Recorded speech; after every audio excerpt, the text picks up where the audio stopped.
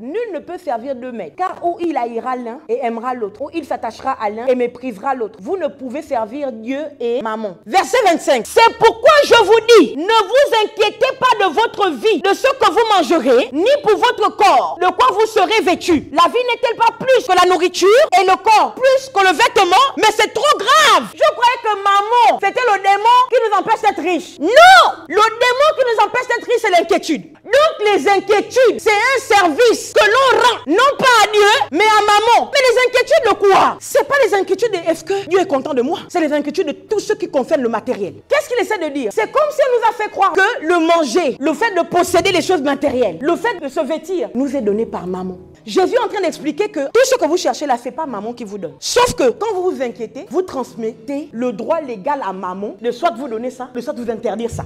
Le problème de la richesse, c'est quoi pour les chrétiens? C'est qu'ils croient qu'ils servent Dieu, non? Ils croient même qu'ils cherchent le royaume des cieux et sa justice, alors que c'est faux. Ils servent mammon par leur inquiétude. L'inquiétude est la porte à mammon. Donc quand tu es là, tu t'inquiètes que mon Dieu Seigneur, et je vais faire comment payer le loyer. C'est pas Dieu qui prend place, c'est mammon. Philippiens 4 dit, faites connaître tous vos besoins à Dieu par des prières, des supplications. J'ai dit que l'inquiétude déclenche mammon. Au lieu d'avoir ce qu'on cherche, il le bloque. Mais lorsqu'on rend des actions de grâce, on prie, comme Jésus a fait avec les 2 poissons et les 5 pains, ça déclenche une des voies de la richesse, la multiplication. On ne peut pas multiplier si on n'a rien. 10 000 multiplié par 0, c'est 0.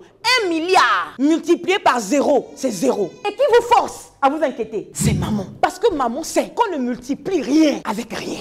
Et Jésus nous met en garde. L'esprit de l'inquiétude est sur les chrétiens. Pourquoi? Pour les dépouiller de ce que Dieu peut utiliser pour multiplier. Refusez que l'inquiétude prenne possession de vos cœurs et de vos pensées. Pourquoi? Parce que celui qui s'inquiète donne l'impression que son Dieu n'est rien et ne peut rien. C'est pour ça que Jésus dit, vous ne pouvez servir 2 maîtres à la fois. Donc quand tu t'inquiètes, tu décides que l'inquiétude est ton maître. Est-ce que je te parle? Puisque je te parle au nom de Jésus, je maudis l'inquiétude dans ta vie. Je maudis l'inquiétude dans tes pensées, dans ton cœur. Je maudis tout langage d'inquiétude dans ta vie. Au nom de Jésus, je déclare que toutes les paroles, pensées et dites que l'inquiétude t'a inspiré sont détruites aujourd'hui. Au nom puissant de Jésus-Christ de Nazareth, je parle la parole de Dieu sur toi. Alors que je parle, je déclare que l'inquiétude recule. Au nom de Jésus, alors que je déclare ces paroles sur toi, je dis que la pauvreté te quitte. Non, tu ne serviras pas de maître. Tu sers l'Éternel. Voilà pourquoi je prophétise. Au nom de Jésus, qu'au lieu de t'inquiéter, tu parles à ton Dieu. Au lieu de t'inquiéter, tu vas vers ton Dieu et tu lui fais entendre tes besoins au nom puissant de Jésus-Christ de Nazareth.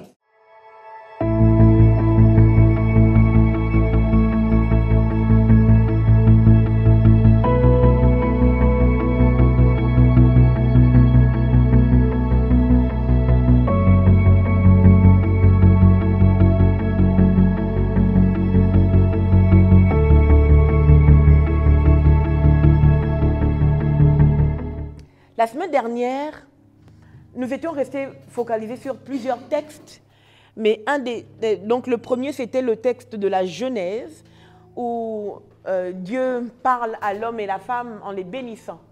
Et Dieu les bénit en disant « Soyez féconds, multipliez, remplissez la terre et la fugettissez et dominez sur les oiseaux du ciel, sur les poissons de la mer. » Alléluia. Vous connaissez le texte. Amen. Puis nous avons exploré le texte de Psaume 82 au verset 6 où il dit « J'avais dit vous êtes des dieux, mais vous mourrez comme des hommes et vous tombez comme des princes quelconques. » Alléluia.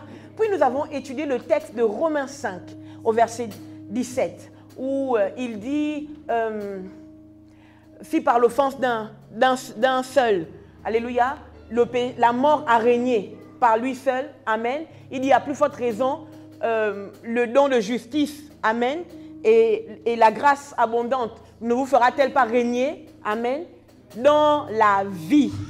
Alléluia. Je paraphrase, ce n'est pas comme ça que le texte est dit, mais c'est l'idée générale. Alléluia. Et lorsque je prêchais, j'ai dit que le thème de la semaine dernière, c'était, le thème en général, c'est régner dans la vie. La semaine dernière, c'était les origines. Amen. Et aujourd'hui, nous allons donc continuer à régner dans la vie. Et dans les origines, j'expliquais que quand Dieu nous a créés, il nous a créés pour dominer sur toutes les sphères. Il nous a créés avec toutes ces dimensions. Parce qu'il a dit, faisons l'homme à notre image et à notre ressemblance. Donc, nous n'avions pas seulement ce n'était pas seulement les parties, la Trinité, le Père, le Fils et le Saint-Esprit. Alléluia. J'expliquais que la volonté de Dieu, c'est que nous puissions être dans le repos. Amen. Et je vous ai dit donc que la première image que l'homme a vue de Dieu, c'était l'image d'un Dieu qui se repose et qui a tout. Puisque l'homme a été créé en dernière position. Donc tout avait déjà été fait. Alléluia. Et le 7e jour, Dieu s'est reposé. Donc l'image que l'homme voit de Dieu, c'est l'image du repos. Donc je disais que le fait de se battre, de transpirer pour obtenir, c'est une malédiction. Alléluia. Et donc je dis les origines parce que il faut que vous découvriez qui vous étiez avant le péché. Avant le péché, vous aviez tout. Alléluia. Avant le péché, Dieu vous avait tout donné. Vous contrôliez toutes les sphères avant le péché. Amen. Et Dieu explique, il dit, j'avais dit, vous êtes des dieux. Donc avant le péché, vous étiez des divinités. Alléluia. Maintenant, c'est important de dire que même aujourd'hui, nous sommes des divinités. Mais c'est comme si ce niveau a été, comme qui dirait, désactivé à cause du péché. Voilà pourquoi quand vous vous concentrez un peu dans la prière, vous allez en retraite, vous jeûnez, vous vous concentrez, vous voyez que les choses sont un peu moins difficiles que d'habitude. Vous voyez, non? Parce que quand vous rentrez dans le jeûne et la prière, vous augmentez la dimension de votre esprit. Votre chair n'a plus le pouvoir sur votre esprit et sur votre âme. Malgré le fait qu'aujourd'hui, le péché est rentré dans l'homme, la divinité de l'homme n'a pas été détruite. Amen. C'est pour ça que même des personnes qui ne sont pas chrétiennes, qui sont des ngangas, des marabouts, des tradipraticiens, des mystiques, réussissent à faire des choses qui semblent être des choses que seuls les dieux peuvent faire. Pourquoi? Parce que la divinité de l'homme est toujours là. Alléluia. Il faut juste avoir les codes pour la réactiver. Amen. Et pour nous, le code des codes, c'est Jésus-Christ. C'est notre lien et notre intimité avec le Saint-Esprit. Est-ce que je nous parle? Alléluia. C'est pour ça que vous devez absolument chercher l'intimité avec le Saint-Esprit. Et cela paraît être totalement anodin. Aïe, aïe, aïe. En fait, le problème de l'Église, c'est quoi? C'est que le Saint-Esprit, c'est la petite relique, le petit gris-gris, le petit fétiche de l'Église qu'on appelle ou qu'on utilise, qu'on met en exergue quand on a les veillées des prières, quand on a les cultes de puissance. Alléluia. Sauf que le Saint-Esprit, c'est la clé de la richesse. Le Saint-Esprit, c'est la clé de toute la spiritualité. Le Saint-Esprit, c'est la clé de tous les dons. Le Saint-Esprit, c'est la clé de toute forme de richesse. Et notre problème, c'est qu'on l'utilise juste pour venir louer, pour venir prêcher. Or, il est aussi disponible et extrêmement disponible pour te montrer comment acquérir des richesses. Alléluia. Le Saint-Esprit, c'est l'esprit des affaires. Je nous parle. Le Saint-Esprit, c'est beau, hein? Le Saint-Esprit, c'est l'esprit des affaires. C'est pour ça que vous êtes obligés d'être en intimité avec lui. Alléluia. C'est ce que d'aucuns appellent l'esprit de la prospérité. Mais l'esprit de la prospérité, c'est quoi? Mais ce n'est rien d'autre que l'esprit de Jésus. Toutes les capacités, tous les dons que nous avons, nous viennent de lui. Mais c'est ce qu'il dit, c'est ce qui est écrit. Qu'il a fait des dons. Alléluia. Selon son bon vouloir. Alléluia. Ce ne sont pas les mêmes dons, mais la Bible dit que cela vient du même esprit. Amen. Donc, vous devez être en intimité. Vous ne pouvez pas être riche sans le Saint-Esprit.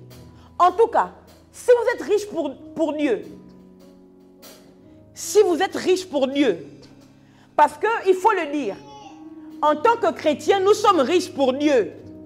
Ça veut dire que tous les avoirs qu'on a, on les a. Dieu nous remplit de richesses pour que si jamais il nous déclenche, on est opérationnel. Mais Dieu va te déclencher qu'on va organiser un séminaire. Il faut acheter le billet de l'invité. Si tu n'as pas.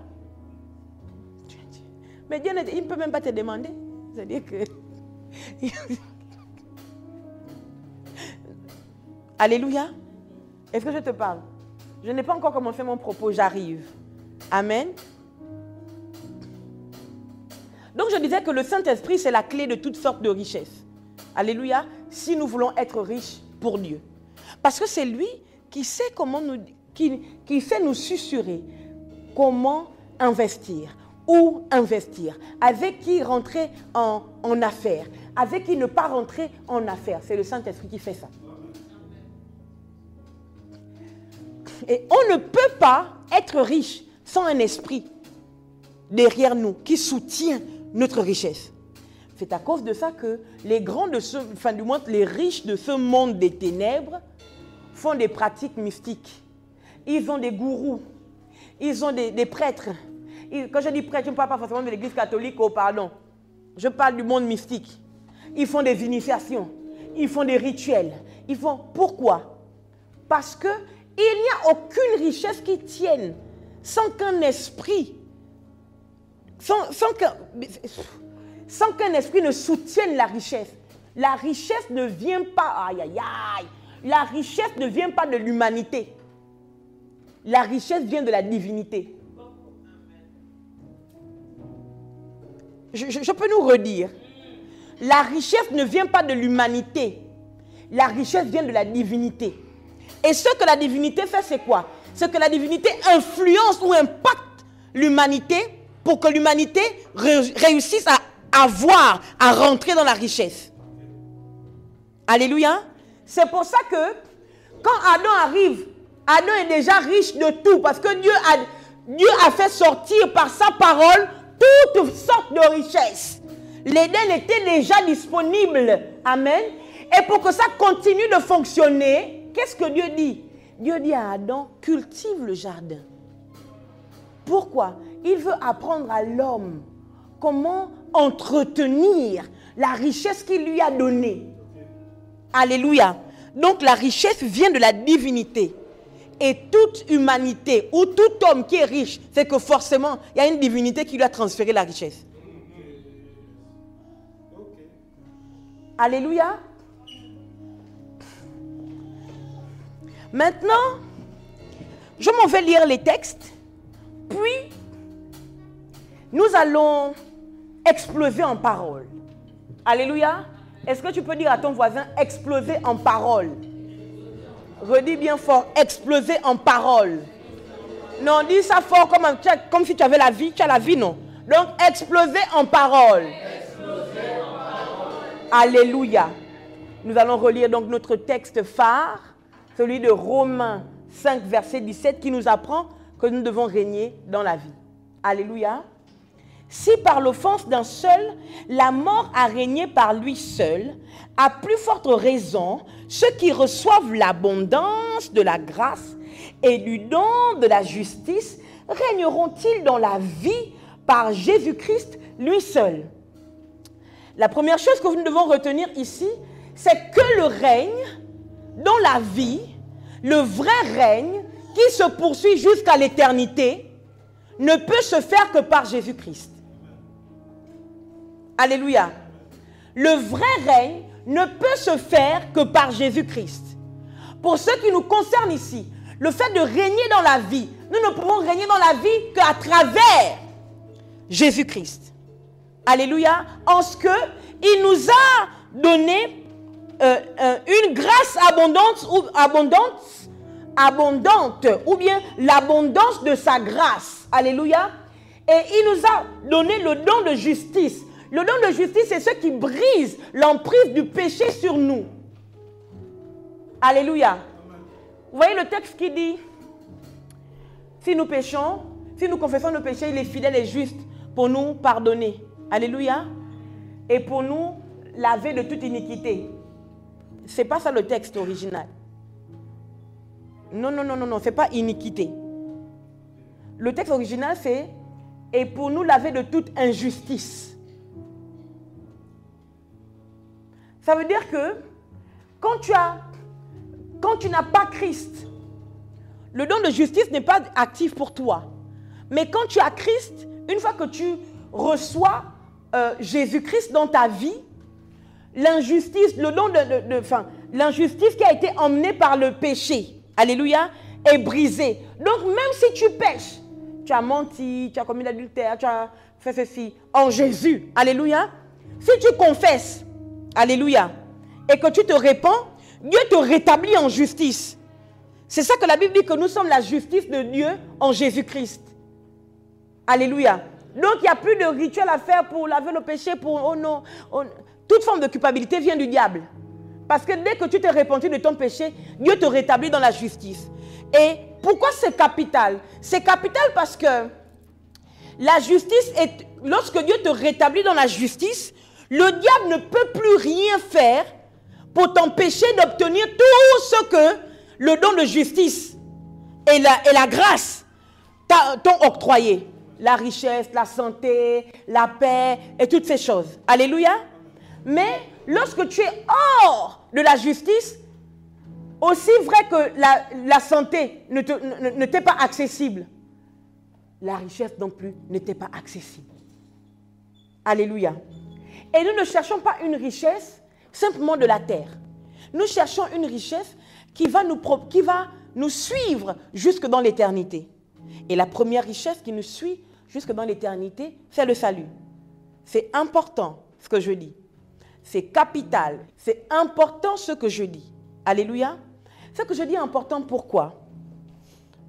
Parce que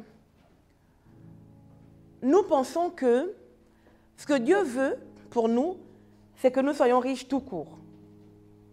Alléluia. En fait, la première richesse que nous devons chercher, c'est le salut. Pourquoi? Parce que Jésus a dit, cherchez premièrement le royaume des cieux et sa justice. Est-ce qu'on peut relire? Si quelqu'un trouve le passage, j'aimerais que vous preniez et que vous me lisiez au micro. Matthieu 6, verset 33. Cherchez premièrement le royaume et la justice de Dieu, et toutes ces choses vous seront données par-dessus. Maintenant, relis un peu au-dessus pour qu'on sache c'est quoi toutes ces choses. Ne vous inquiétez donc point et ne dites pas, que mangerons-nous, que boirons-nous, de quoi serons-nous vêtus? Car toutes ces choses, ce sont les païens qui les recherchent. Votre Père céleste sait que vous en avez besoin. Cherchez premièrement le royaume et la justice de Dieu, et toutes ces choses vous seront données par-dessus tout. Très grave. Merci. Très grave. Je pensais qu'il allait dire, ne vous inquiétez pas, ne dites pas, oh, est-ce qu'il y aura l'onction quand on va prier? Hein? Oh, est-ce que le pasteur va prêcher bien aujourd'hui? Ah, est-ce qu'il y aura les gens à l'église aujourd'hui? C'est pas ça. Tout ce que Jésus cite ici, ne vous inquiétez pas, c'est matériel. Tout ce que Jésus cite ici, ne vous inquiétez de rien là, c'est matériel. Ça peut sembler que Jésus est, on appelle ça comment? Est charnel. Alléluia. Relis le texte, ma fille, ne vous inquiétez de rien. Ne vous inquiétez donc point et ne dites pas, que mangerons-nous, que boirons-nous, de quoi serons-nous vêtus? Oui. Car toutes ces choses, ce sont les païens qui les recherchent. Stoppons. Toutes ces choses, ce sont les païens qui le recherchent. Là, c'est Jésus qui parle, non? C'est Jésus qui parle. C'est très important. C'est très, très important. Parce que quand Jésus, quand le texte grec parle de païens, oh non, mais c'est trop. C'est trop. Quand le texte grec parle de païens, il ne parle pas de ceux qui ne sont pas en Christ. Il parle de ceux qui ne sont pas juifs. Oui, le terme païen, oh c'est un païen, c'est pour dire qu'il n'est pas juif, il n'est pas d'Israël, il est du Gabon, il est de la France, il est de l'Italie, c'est ça. Ce n'est pas une injure. D'accord? Mais on les prend un peu comme en arrière par rapport à Israël, parce que ceux qui avaient le vrai Dieu à l'époque, c'était Israël. Donc tous ceux qui ne sont pas juifs, c'est des païens. Donc quand on va dire que non, c'est un païen, oui, c'est vrai, c'est un païen, c'est un Gabonais. Il n'est pas israélite. C'est d'abord ça. Mais c'est très grave. Mais c'est même encore grave. J'aurais préféré que Jésus dise ça à cause de ce que, pour dire qu'il n'est pas chrétien. C'est grave. Parce qu'il est en train de dire ici, ce sont les païens qui se demandent, on va manger quoi? On va boire quoi? On va se vêtir comment? Donc, ce sont les Congolais, les Gabonais, les Martiniquais qui doivent se demander ça, pas les Juifs. Pourquoi? Il dit ici, lis, continue. Ne dites pas. Alors, ne vous inquiétez donc point, ne dites pas que mangerons-nous, que boirons-nous, de quoi serons-nous vêtus, car toutes ces choses, ce sont les païens qui les recherchent. Votre Père Céleste sait que vous en avez besoin. Merveilleux. Ce sont les païens qui les recherchent. D'accord? Ensuite, il dit, votre Père Céleste. C'est beau. Pourquoi? Parce qu'il est en train de maintenant montrer que il ne s'agit plus que des Juifs. Parce qu'à l'époque, les Juifs, Dieu n'était pas leur père. Ils connaissaient Dieu comme étant le Dieu de leur père Abraham, Isaac et Jacob. Ils n'étaient que des serviteurs de Dieu. Alléluia. Maintenant, Dieu devient notre Père à cause de l'alliance avec Jésus. Donc, quand Jésus est en train de parler, en même temps, voilà, en même temps, il fait rentrer les païens. Pourquoi? Donc, le point culminant, c'est quoi? La jonction. Donc, entre juifs et païens qui deviennent totalement les enfants de Dieu, c'est quoi? C'est Jésus, mais en quoi? En quoi? Maman, lit. Car toutes ces choses, ce sont les païens qui les recherchent. Oui. Votre Père Céleste sait que vous en avez besoin. Relis. Oui, cherche. Continue. Cherchez premièrement le royaume et la justice de Dieu, et toutes ces choses vous seront données par-dessus. Et toutes ces choses. Cherchez premièrement le royaume. Ça veut donc dire que tout païen qui est maintenant en connexion avec le royaume ne cherche plus, je vais porter quoi? Je vais manger quoi? Pourquoi? Parce que le royaume le lui fournit. À cause de quoi? À cause de chercher premièrement, lis. Le royaume et la justice de Dieu. Et toutes ces choses. Non, le royaume est. La justice. Je relis. Et le royaume est quoi? C'est la justice de Dieu. À plus forte raison, ceux qui reçoivent l'abondance de la grâce et du don de justice régneront-ils dans la vie par Jésus-Christ lui seul? Le royaume est accessible à cause du don de justice. Aïe, aïe, aïe. Vous n'êtes... non, je crois que vous allez vous lever pour crier que non, c'est fort et tout bien, mettre l'offrande. Je fais ça. Alléluia. Donc, le royaume, quand Jésus parle, il utilise le mot païen à dessein. Mais maintenant, il dit, votre Père Céleste sait que vous en avez besoin. Ensuite, il dit, cherchez premièrement le royaume de Dieu, le royaume et la justice de Dieu. Donc, ce qui nous rend éligibles, qui ouvre les vannes de la richesse, c'est la justice. Pourquoi? C'est le don de justice qui nous donne accès au royaume. C'est pour ça qu'on dit que ceux qu'il a appelés, il les a aussi justifiés. Ceux qu'il a justifiés, il les a aussi glorifiés. Vous comprenez, non? Donc, quand il nous a appelés là, non, il nous a justifiés. Donc, quel que soit les péchés qu'on fait, le sang de Jésus nous a déjà justifiés. Donc, quand nous péchons, nous ne perdons pas la justice. La justice, c'est déjà parce que nous avons déjà reçu le salut, reçu Jésus-Christ. Amen. Donc, quand on se répand de notre péché, Dieu nous repositionne dans notre justice. Dans la justice de Christ à laquelle nous avons adhéré. Alléluia. Et cette justice est capitale parce que c'est le seul moyen, c'est la seule clé pour entrer dans le royaume où se trouve. Il dit, et toutes ces choses vous seront données. Vas-y, relis. Car toutes ces choses, ce sont les païens qui les recherchent. Non, pardon. Cherchez premièrement le royaume et la justice de Dieu, et toutes ces choses vous seront données par-dessus tout. Et toutes ces choses vous seront données par-dessus tout. Donc c'est même très grave.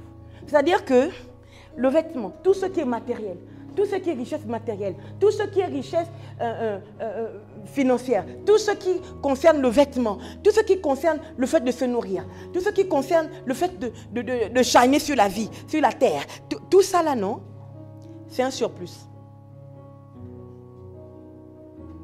Mais quand vous réalisez ça, c'est très grave. Or, qu'est-ce qu'on fait? Qu'est-ce qui se passe? Ce qui se passe, c'est que on a complètement renversé les choses. Pour nous, le plus important, ce qui est numéro 1, ce qui vient en avant, c'est je vais m'habiller comment? Je vais nourrir les enfants comment? Et je paie le loyer comment? D'accord? Je vais faire comment? Pour payer ma dette. Pour payer l'école des enfants, je vais faire comment? C'est ça qu'on a mis en numéro 1. Et en numéro 2, c'est chercher le royaume. Mais c'est pour ça qu'on n'a pas. C'est pour ça qu'on n'a pas. Jésus est en train de donner une clé de la richesse ici. Jésus dit que cherchez d'abord le royaume et la justice de Dieu. La justice de Dieu, c'est quoi? C'est par exemple quand tu te lèves le matin, il faut que tu parles à Dieu. Mais ce n'est que justice. Quand tu te lèves le matin, la première personne que tu rencontres, c'est qui? Mais c'est Dieu. Quand tu t'endors le soir, c'est quelque chose de simple. La première personne que tu rencontres quand tu t'endors le soir, c'est qui? C'est encore Dieu. Parce qu'il est tout le temps avec toi. Alléluia. C'est encore Dieu parce qu'il est tout le temps avec toi. Donc, ce qui est juste de faire, c'est que quand je me réveille, Seigneur, merci pour le souffle de vie. Et quand tu dis ça, Dieu sait que tu as besoin de l'argent de transport pour aller à tel endroit. Il a déjà prévu d'avance. On est pauvre pourquoi? Parce qu'on cherche d'abord le surplus. Ce qui donne par-dessus. On ne cherche pas la base. Alléluia. Maintenant, le problème, c'est quoi? Ce qui contre la richesse de plusieurs, c'est quoi? Mais c'est un esprit. Et cet esprit, c'est quoi?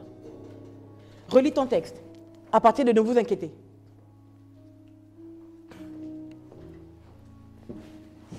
Ne vous inquiétez donc point et ne dites pas que mangerons-nous, que boirons-nous, de quoi serons-nous vêtus?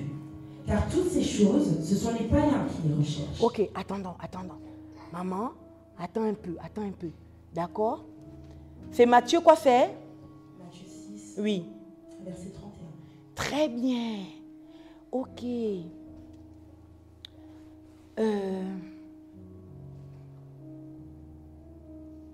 Alors, moi je lis à partir du verset 24. Nul ne peut servir deux maîtres, car ou il haïra l'un et aimera l'autre, ou il s'attachera à l'un et méprisera l'autre. Vous ne pouvez servir Dieu et mammon.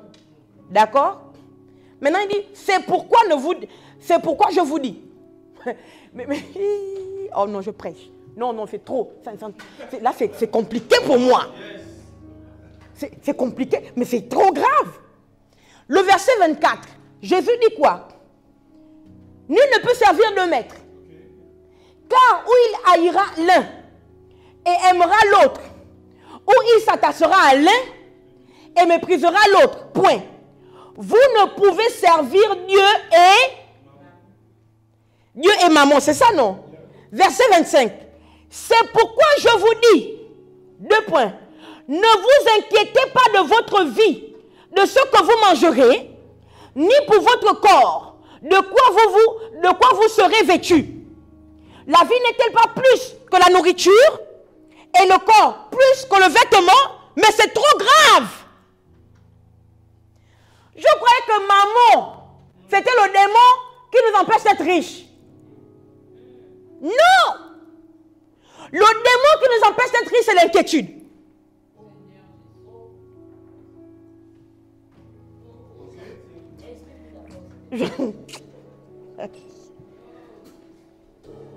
En fait, les gens sont restés concentrés sur maman. Sauf que votre texte vous définit c'est qui maman.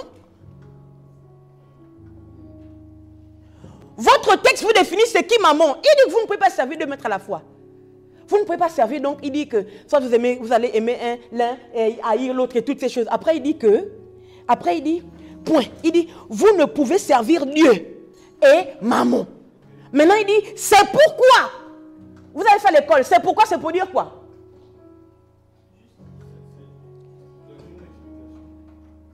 C'est pour donner, c'est la cause. Il explique ce qu'il a dit auparavant. D'accord? C'est pourquoi, il dit c'est à cause de, c'est pourquoi, c'est pour dire que c'est à cause de ça que, c'est pas ça, pour parler en langage du quartier. C'est à cause de ça que, c'est la raison pour laquelle vous ne devez pas vous inquiéter. Donc les inquiétudes, c'est un service que l'on rend, non pas à Dieu, mais à maman. Mais les inquiétudes de quoi?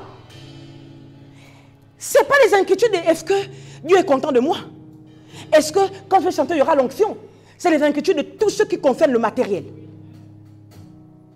Et Jésus explique, my God, my living God. Jésus est en train d'expliquer. Maintenant, Jésus explique, il dit, c'est pourquoi je vous dis, ne vous inquiétez pas pour votre vie de ce que vous mangerez. Ce n'est pas virgule. Il dit, ne vous inquiétez pas pour votre vie de ce que vous mangerez, virgule, ni pour votre corps de quoi vous serez vêtu, point. Donc, par rapport à la vie, il associe ça au fait de manger. Par rapport au corps, il associe ça au fait de se vêtir.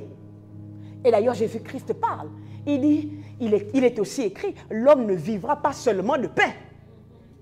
Donc, ça veut dire que l'homme va vivre de pain, c'est vrai, mais pas que.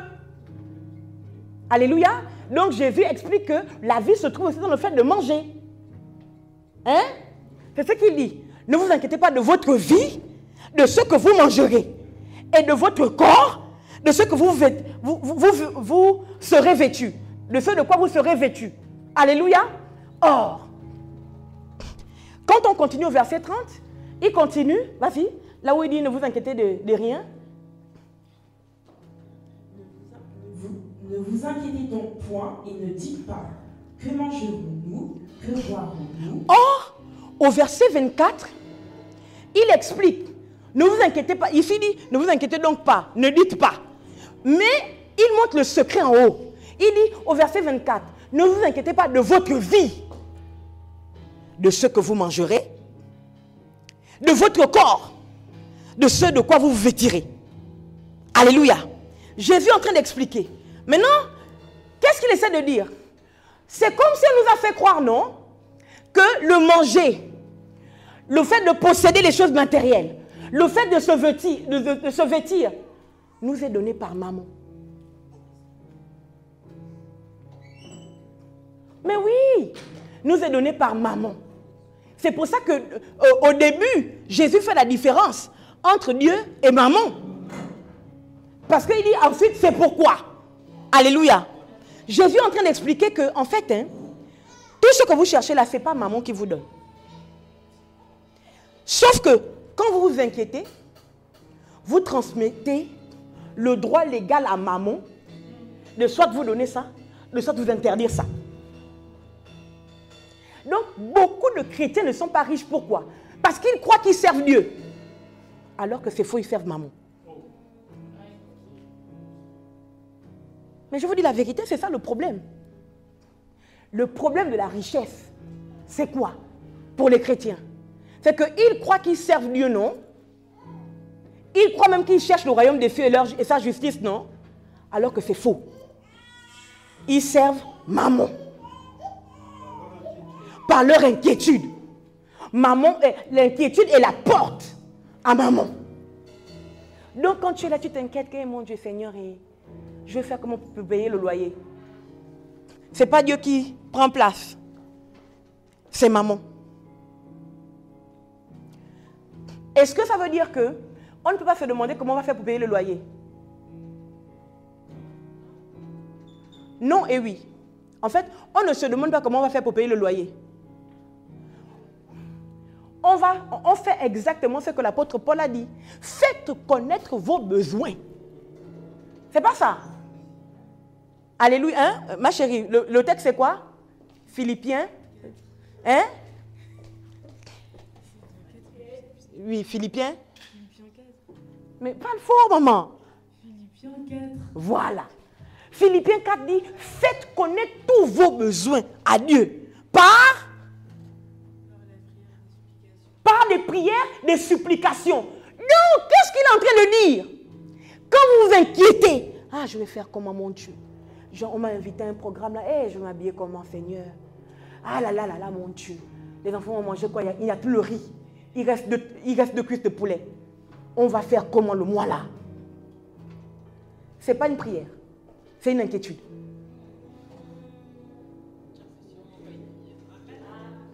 Et quand vous vous inquiétez, c'est maman qui prend le contrôle. Et ça ne vient jamais. Les deux poulets finissent et les deux poulets ne se sont pas remplacés. Parce que maman ne peut pas vous accorder la grâce, du moins le droit de posséder. Il faut commander chez lui. Or, quand tu te retrouves qu'il reste deux cuisses de poulet, Seigneur, merci pour les 2 cuisses de poulet. Comme Jésus a fait. Il y avait combien de poissons? 5 pains et 2 poissons. D'accord? Pour une foule de 5000 hommes, sans compter les femmes et les enfants. Jésus a fait quoi?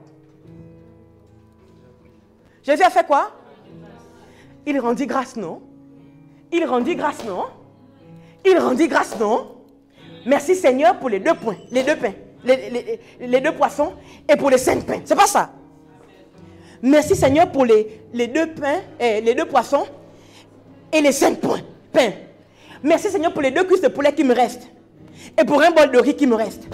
Je sais que tu es mon Dieu. Je sais que tu vas pourvoir. Alléluia. Mais c'est merveilleux. Pourquoi? Pourquoi c'est beau? Pourquoi c'est beau? Et là maintenant je commence ma prédication.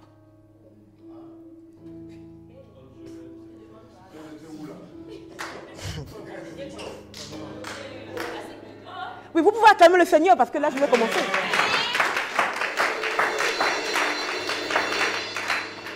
Et là maintenant je commence ma prédication.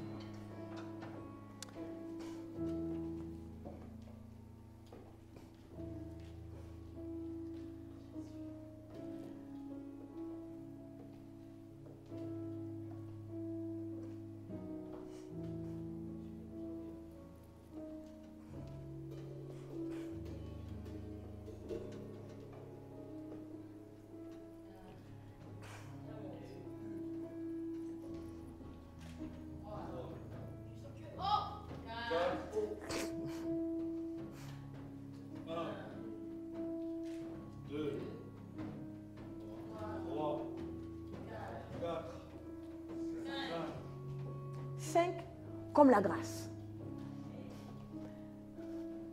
Les 4 voies de la richesse. Les 5 voies de la richesse. C'est ça le thème aujourd'hui. Les 5 voies de la richesse. Alléluia. Et tout ce que je vous ai dit, c'est pour vous emmener sur une voie. Alléluia. J'ai dit que l'inquiétude déclenche maman. Et donc, au lieu d'avoir ce qu'on cherche, il le bloque. Alléluia. Mais lorsqu'on rend des actions de grâce, on prie. Alléluia. Comme Jésus a fait avec les 2 poissons et les 5 pains, ça déclenche une des voies de la richesse, la multiplication. Les 5 voies de la richesse, la première, c'est la fécondité. Le fait d'être fécond. Il dit, soyez féconds. Et Dieu les bénit en disant, soyez féconds, multipliez, remplissez, assujettissez et dominez. 5 voies, 5 comme la grâce. Alléluia. Aujourd'hui, s'il me reste un peu de temps, je vais entamer la fécondité et la multiplication. Alléluia. On ne peut pas multiplier si on n'a rien. 0 multiplié par 10 000, c'est 0.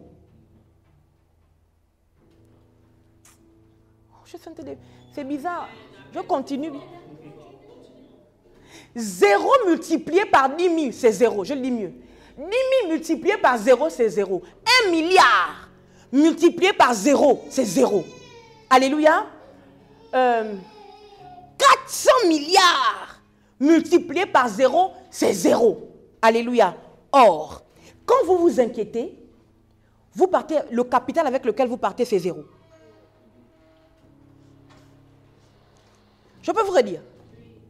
Quand vous vous inquiétez, le capital avec lequel vous partez, c'est 0. Et qui vous force à vous inquiéter? C'est maman. Parce que maman sait qu'on ne multiplie rien avec rien. Maman sait que quand tu as 0, Dieu même ne peut pas t'aider.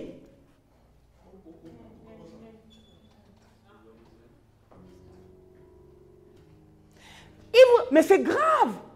C'est très grave. Parce que je croyais, je croyais que tout ce que Jésus disait ici, c'est peut-être pour acculer ceux qui n'ont pas le Christ. Le texte, il dit, ne vous inquiétez de rien ici, là. Il nous parle à nous.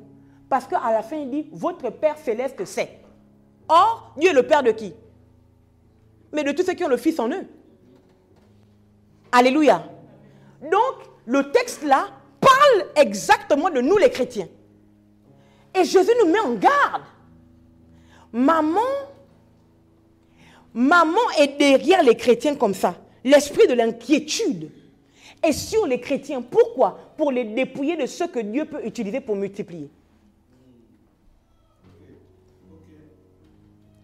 C'est pour ça que vous ne pouvez vraiment pas accepter que l'inquiétude, à partir d'aujourd'hui, quand je vous parle, refusez que l'inquiétude prenne possession de vos cœurs et de vos pensées. Pourquoi? Parce que celui qui s'inquiète donne l'impression que son Dieu n'est rien et ne peut rien. Yes. C'est pour ça que Jésus dit, vous ne pouvez servir 2 maîtres à la fois. Donc quand tu t'inquiètes, tu décides que l'inquiétude est ton maître. Mais bien sûr. Parce que même quand tu as une difficulté, si tu viens me voir, c'est que tu considères que j'ai la solution pour toi. Or, au lieu d'aller voir Dieu, on va voir l'inquiétude. Parce qu'on est... Mais oui, le fait de s'inquiéter, c'est comme si on délaissait Dieu et c'est notre inquiétude qui est notre Dieu. Parce que croyez-moi, quand vous vous inquiétez, vous parlez. Mais Jésus dit que ne vous inquiétez de rien, ne dites pas. Ne vous inquiétez de rien et ne dites pas. Lis, maman, lis. C'est déjà monté. Ne vous inquiétez donc point et ne dites pas. Merci. Donc, tu ne peux pas t'inquiéter sans dire. Maintenant, je t'explique. Même si tu ne dis pas avec ta bouche, avec tes pensées, les pensées de ton cœur, ton inquiétude parle. Or, lorsque Dieu n'avait rien, il ne s'est pas inquiété, il a parlé. En fait, choisissez un, laissez l'autre. Ce que vous devez choisir, c'est dire. Laissez s'inquiéter. Parce qu'on peut dire sans s'inquiéter. Mais on ne peut pas s'inquiéter sans dire. On ne peut pas s'inquiéter sans dire. Si tu t'inquiètes, c'est que tu as déjà dit dans ton cœur que je vais faire comment pour avoir l'argent pour mon mariage. Alléluia. Mais on peut dire sans s'inquiéter. Et c'est ce que Dieu a fait. Quand il y avait le chaos et que Dieu n'avait rien, je vous ai dit que Dieu était pauvre avant. Il n'avait rien. Et Dieu a dit que la lumière soit, que la terre produise. Que Dieu ne s'est pas inquiété. Dieu ne s'est pas... Dieu a regardé que c'est le chaos, que la lumière soit. C'est fini. Il ne s'est pas inquiété. Est-ce que je te parle aujourd'hui? Est-ce que je te parle? Puisque je te parle au nom de Jésus, je maudis l'inquiétude dans ta vie. Je maudis l'inquiétude. Je maudis l'inquiétude dans tes pensées, dans ton cœur. Je maudis tout langage d'inquiétude dans ta vie. Au nom de Jésus, je déclare que toutes les paroles, pensées et dites que l'inquiétude t'a inspiré sont détruites aujourd'hui.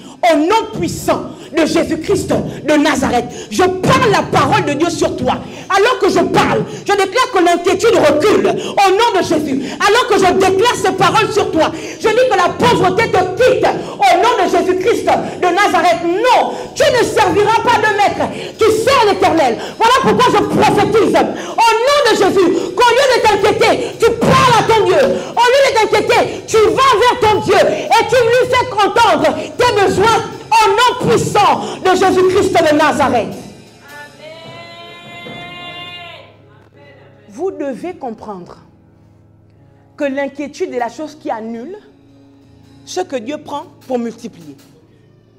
Donc l'inquiétude, c'est l'ennemi de la richesse. Alléluia. Et le fait de se confier à Dieu, c'est la clé de la richesse. C'est aussi simple que ça. Donc je commence. Et alors qu'ils avaient que 5 pains, 2 pains, 2 poissons et 5 pains, alléluia. Avant ça, les disciples, ils avaient déjà un peu assimilé l'histoire de l'inquiétude, mais pas bien. Parce qu'ils disent à Jésus, renvoie la foule. Parce qu'il faut qu'ils mangent. Nous sommes dans le désert, il n'y a pas de quoi les nourrir. Et Jésus dit non, mais donnez-leur vous-même à manger. Sauf que les disciples n'ont rien. Donc, qu'est-ce que les disciples font? Ils ne s'inquiètent pas comme nous on fait. Les disciples commencent à chercher dans la foule. Qui a quoi? Je peux nous redire. En fait, les disciples ne partent pas au magasin acheter. Les disciples savent qu'entre eux-mêmes, la richesse est entre nous. La richesse est entre nous. Mais nous avons un véritable problème. C'est que nous croyons que ce sont les païens qui vont nous rendre riches. Non. La richesse, non, c'est d'abord entre nous. Alléluia. Donc ils cherchent et puis ils trouvent 5 pains et 2 poissons. Et ils emmènent vers Jésus-Christ. Et Jésus s'assied et il rend grâce. Alléluia. Je vais vous lire le texte. Je vais vous lire un texte rapidement. Alors, Philippiens 4, verset 6. Ne vous inquiétez de rien, mais en toute chose, faites connaître vos besoins à Dieu par des prières et des supplications avec des actions de grâce. Et c'est ça que Jésus a fait. Jésus savait que la foule avait besoin de manger. Alléluia. Quand on lui a emmené le peu qu'il y avait, il a rendu grâce. Et en rendant grâce, le peu s'est multiplié.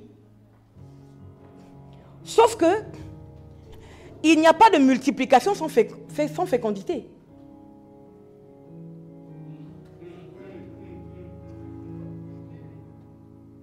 On est d'accord? Le fait d'être fécond, c'est de produire. Si tu n'as pas produit, on multiplie quoi? Donc ce jour-là, en même temps, Jésus-Christ manifeste la voie de la fécondité, donc de la reproduction, de la production, alléluia, et la voie de la multiplication. Parce que au lieu de 2 poissons, il y en a eu plusieurs. Au lieu de 5 pains, il y en a eu plusieurs. Donc celui qui multiplie est fécond. Alléluia. Ça ne veut pas dire que celui qui est fécond multiplie.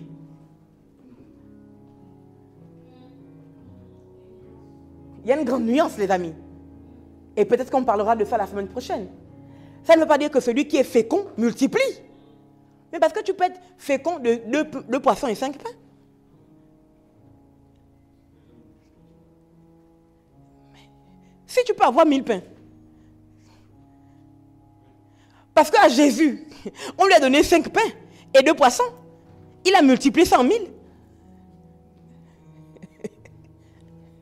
Au final, qu'est-ce qu'il faut chercher?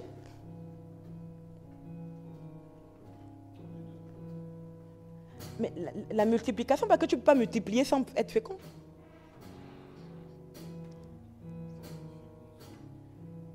Mais on ne peut pas multiplier sans être fécond. Sinon, tu multiplies quoi?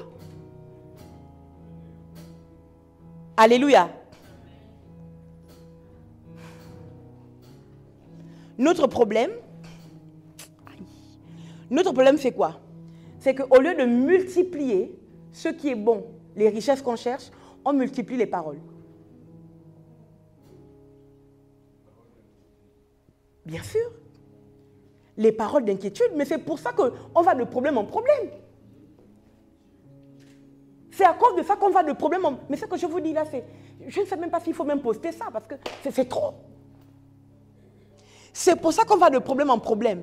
Parce qu'on a le don de la multiplication, sauf qu'on multiplie la mauvaise chose.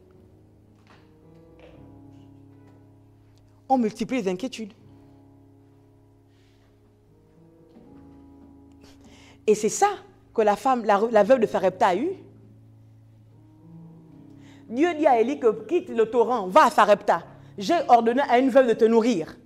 C'est encore les histoires de nourrir, hein, de nourriture. Hein. C'est encore la nourriture, c'est le matériel. Comme quoi, Dieu s'en fait pour ça. Alléluia. C'est encore le matériel. Et quand il arrive devant la veuve dit que non, moi je ne peux pas te donner. Là, moi je n'ai plus que ça. Mais c'est ça, c'est les plaintes. Là où tu me vois, là, je n'ai plus que ça. Je mange, et c'est ça qu'elle dit, hein. Je mange ça, mon fils et moi mange ça, et puis on meurt.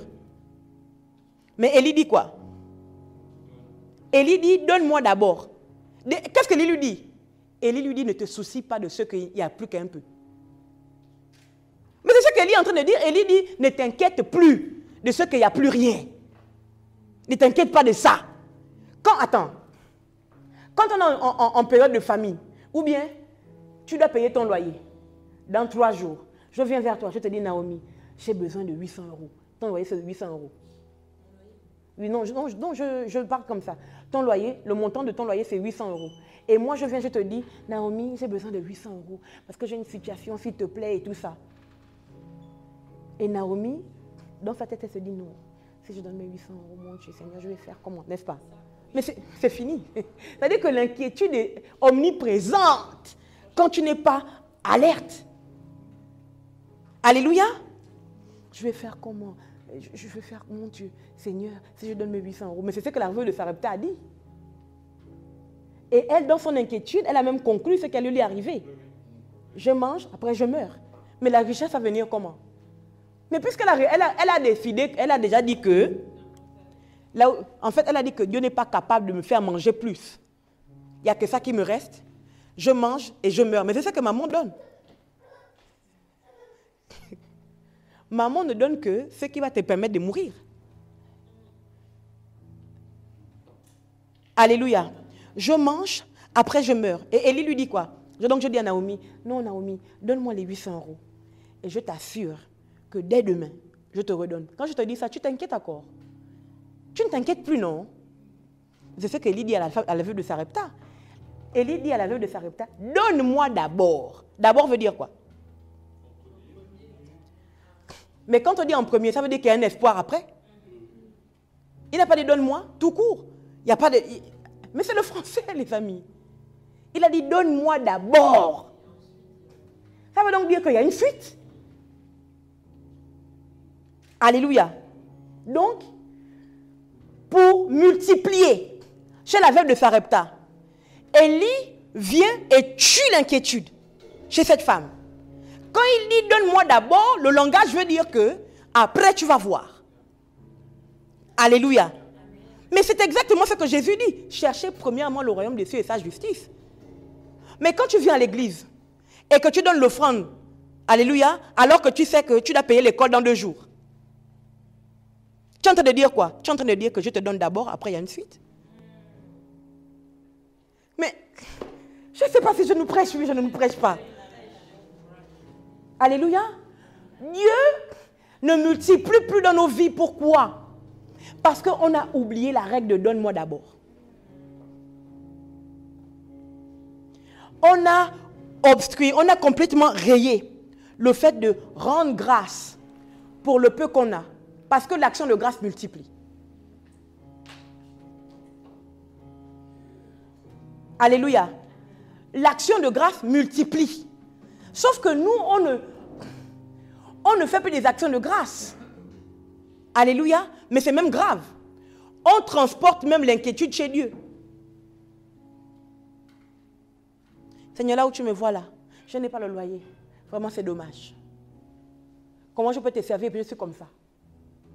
Hein? C'est pas ça vos prières. C'est pas ça vos prières. Où je suis là. Depuis là, je sais que dans le découvert. Ah Seigneur, je t'ai même fait quoi? Mais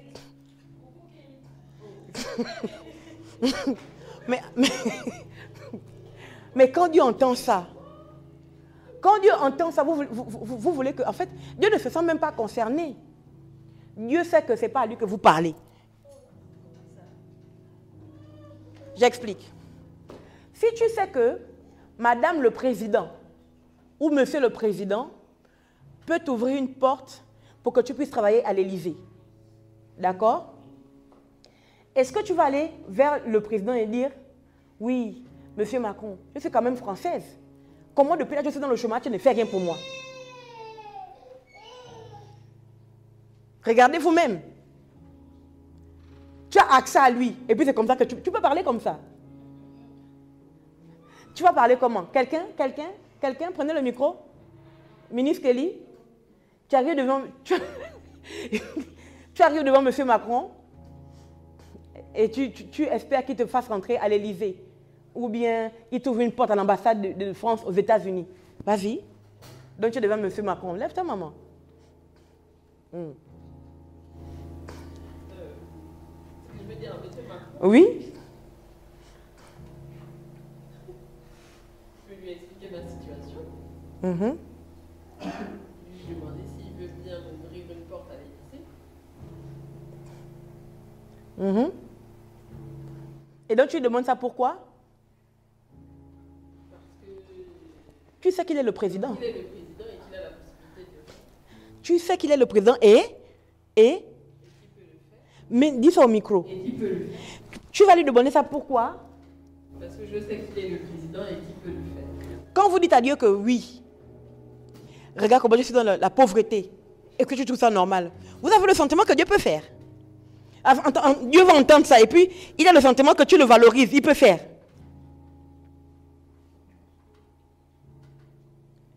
Mais votre démon de pauvreté, c'est vous-même. C'est tout. C'est tout. C'est vous-même. Pourquoi? Parce que quelqu'un qui aspire à la richesse a un langage. D'accord? Quelqu'un qui aspire à la richesse a un langage.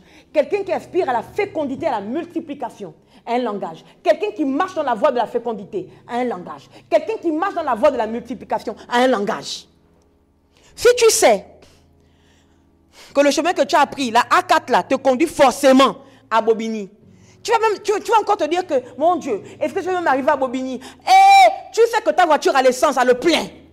Est-ce que tu vas dire que, oh, et si je tombais en panne sèche? Et tu peux te dire ça. Parce que tu sais que dès que ta voiture a le plein, tu arrives à destination. Mais donc quand tu sais que Dieu est le maître du royaume et qu'il tient tout dans ses mains, il t'a donné le don de justice et la grâce. Il a la capacité de multiplier. Ton langage ne doit-il pas changer? Le problème du règne dans la vie, au final, est Satan ou vous-même?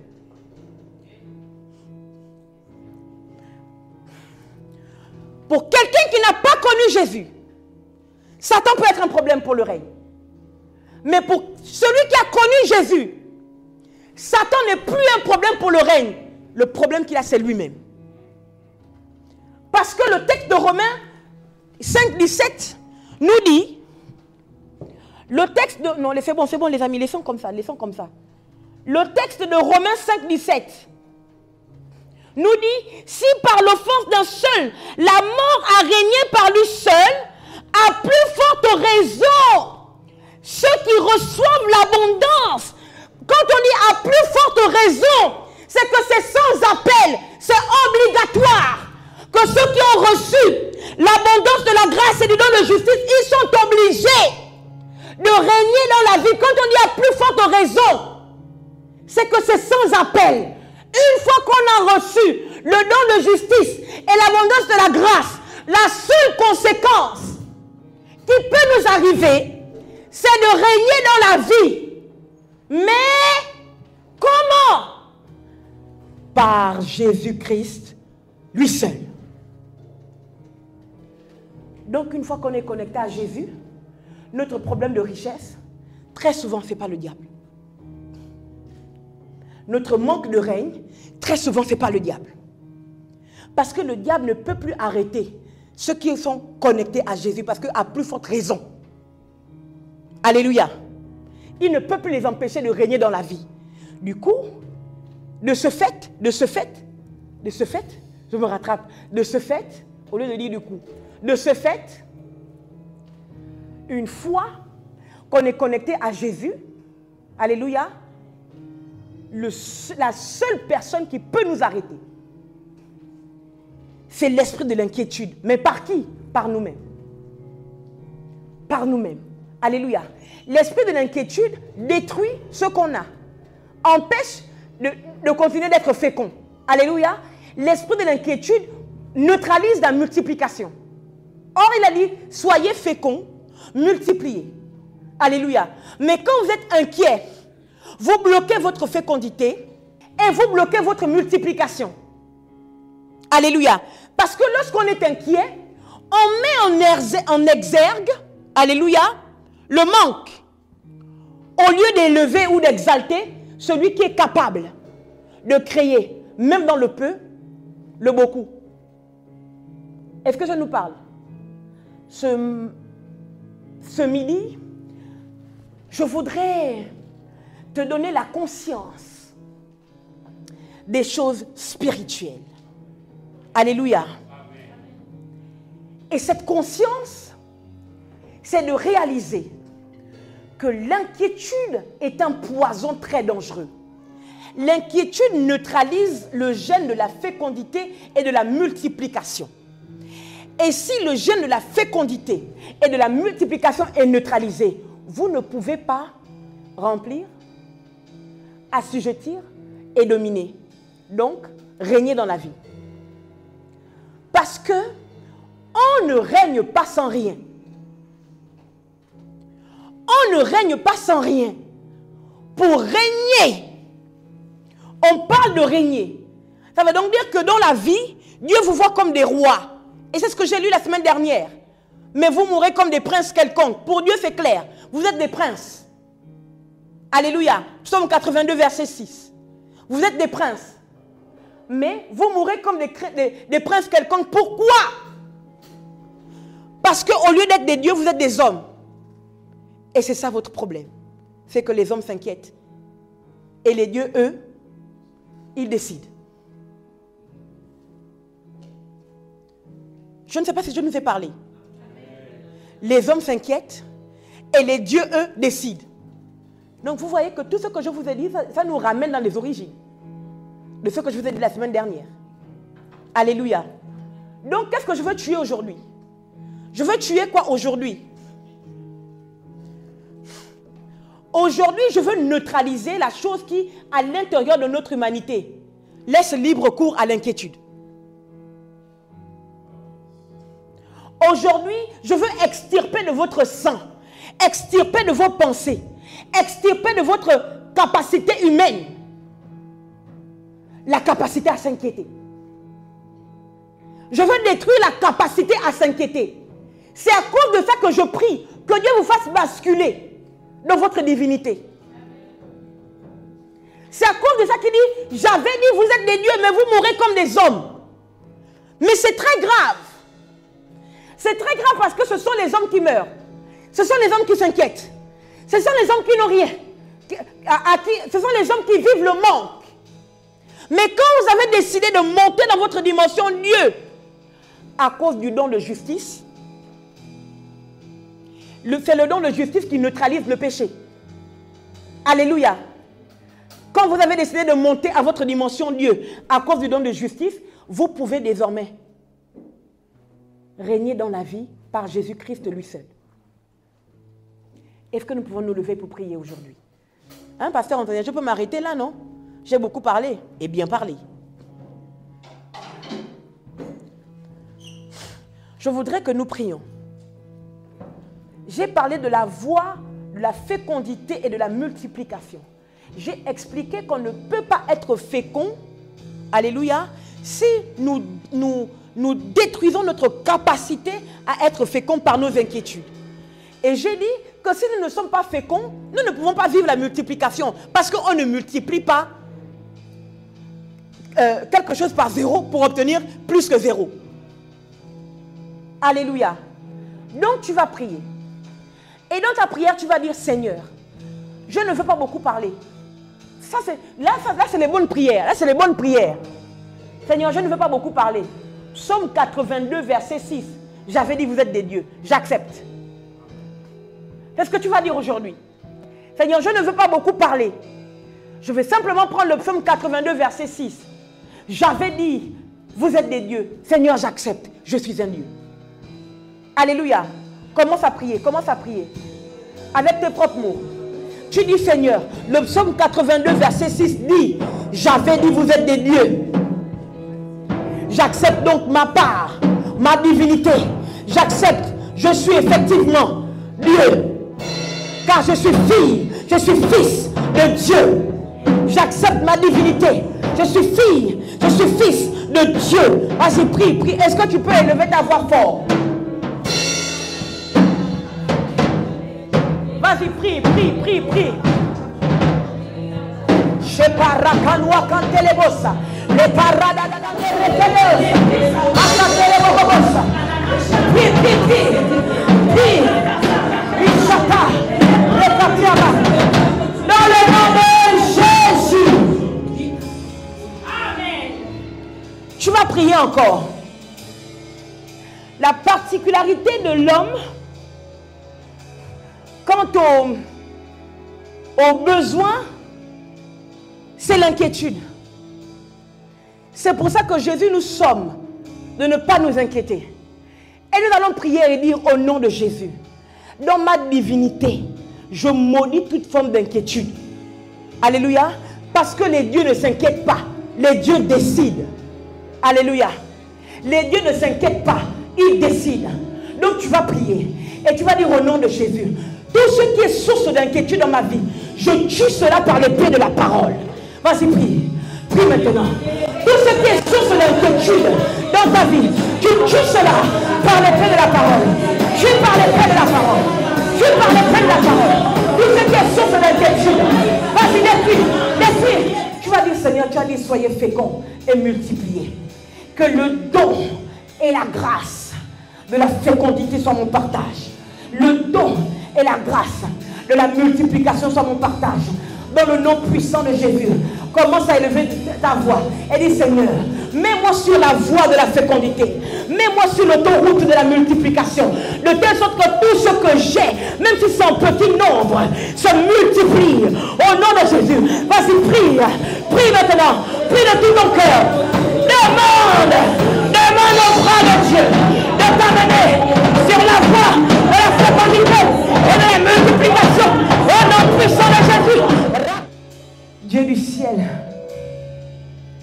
toi qui as parlé à travers Jésus-Christ dans le livre de Matthieu 6, Seigneur, cet après-midi, nous venons, Seigneur, te renouveler notre confiance. Au nom de Jésus-Christ, nous croyons que tu peux tout. Nous croyons que tu nous investis d'une onction de richesse, d'une onction de fécondité, de multiplication. Voilà pourquoi, au nom de Jésus, nous maudissons maintenant l'inquiétude. Nous venons nous défaire. Nous divorçons avec l'inquiétude. Nous divorçons avec maman. Au nom puissant de Jésus-Christ de Nazareth. À partir d'aujourd'hui, l'inquiétude nous quitte. À partir d'aujourd'hui, nous n'allons plus prêter main forte à maman en nous inquiétant. Au nom puissant de Jésus, notre Dieu est tout capable. Il est tout puissant. Il est capable de créer même là où il y a le chaos. Il est capable de multiplier le peu que nous avons. Il est capable de nous permettre de féconder ce qui nous manque. Au nom puissant de Jésus. Voilà pourquoi nous maudissons toute forme d'inquiétude. Nous maudissons l'influence de maman. Nous maudissons l'influence de l'inquiétude. Au nom puissant de Jésus-Christ de Nazareth. J'arrête la pauvreté. J'arrête la pauvreté mentale. La pauvreté matérielle. La pauvreté financière. Je l'arrête au nom de Jésus. Je la détruis par la puissance de la parole de Dieu. Au nom de Jésus-Christ de Nazareth. Parce que nous cherchons premièrement le royaume des cieux. Parce que nous décidons de prier, de faire connaître nos besoins avec des supplications, des prières et des actions de grâce. Je déclare maintenant que la pauvreté nous manque, la misère nous quitte. Au nom de Jésus-Christ de Nazareth. Nous appartenons au royaume des cieux. Oh, éternel, apporte la richesse matérielle par-dessus, par-dessus, par-dessus, au nom puissant de Jésus-Christ de Nazareth. Je vois un peuple prospère. Je vois la prospérité dans les affaires. Je vois les idées divines pour féconder les affaires qui vont être multipliées, qui vont fonctionner au nom puissant de Jésus-Christ de Nazareth.